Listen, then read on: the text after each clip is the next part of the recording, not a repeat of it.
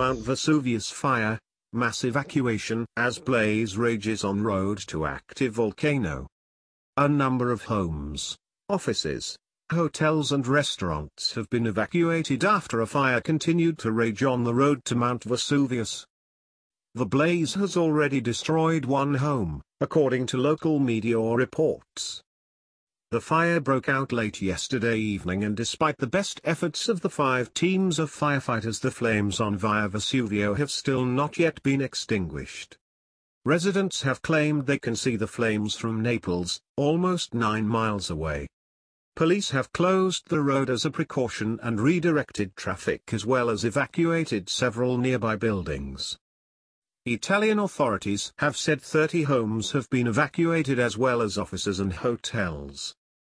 The firefighters were joined by helicopters and officials from the Civil Protection Agency as well as the local forestry police in an attempt to bring the fire under control. The operation was hampered by strong winds.